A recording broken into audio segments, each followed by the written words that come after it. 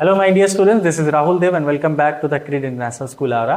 Today we are going to start a new series in which we will be dealing with the PYQs, right? So here we have got our first question, that is a hydrocarbon which contains two carbon-carbon single bonds and one carbon-carbon triple bond. तो मुझे ऐसा एक hydrocarbon चाहिए in out of 4 जिसमें दो single carbon bond हो और एक ट्रिपल कार्बन बॉन्ड्स हो।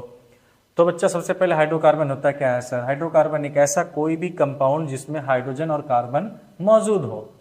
अब इसमें देखते हैं कौन सा ही होगा। सबसे पहला इथाइन। इथाइन में बच्चा दो कार्बन होता है, तो दो कार्बन के बीच में या तो ऐसा पॉसिबल ही नहीं है कि ये इतना क्राइटेरिया आप फॉलो कर पाए।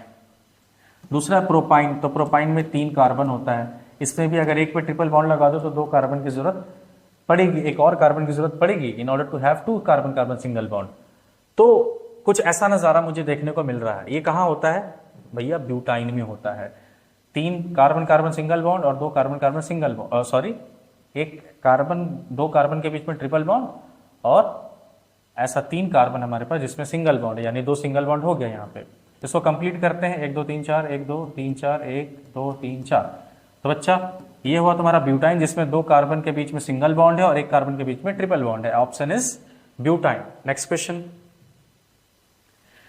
Bleaching powder can be prepared by reacting. Bleaching powder को कैसे बना सकते हैं? We all know that is silicate lime को क्लोरीन के साथ रिएक्ट कराओगे तो बन जाएगा। सिलिकेट लाइम मतलब CaOH होल ट्वाइस, इसको रिएक्ट कराओगे क्लोरीन से तो ये बना के दे देगा आपको CaOCl2। Next question please. Next we have got कि इन सारे रिएक्शन में कौन सा ऐसा रिएक्शन है जिसमें कॉम्बिनेशन रिएक्शन होगा।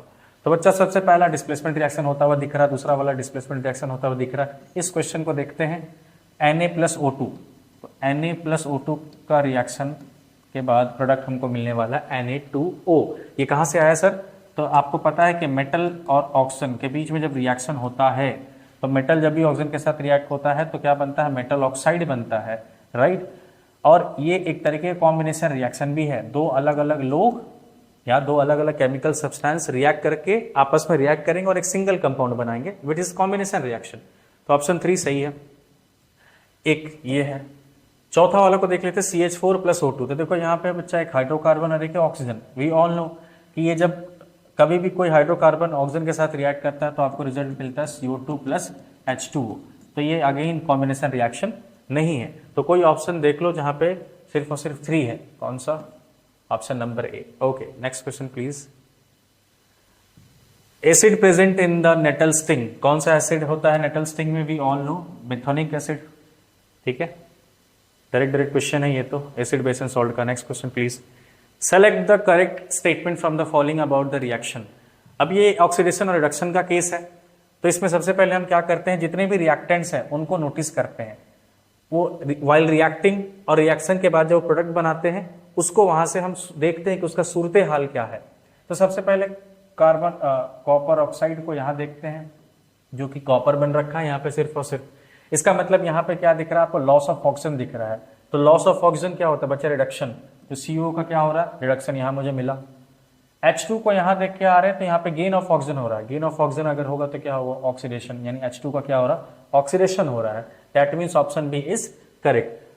इस अगर कहीं पे ऑप्शन में अगर ऐसा भी दिया रहता रिडॉक्स रिएक्शन है क्या ये, तो हम कहते हैं हाँ वो ऑप्शन भी सही रहता है, क्योंकि रिडॉक्स रिएक्शन क्या होता है? ऐसा कोई सा भी रिएक्शन जिसमें ऑक्सीडेशन रिडक्शन दोनों हो। Thank you, that was all for today.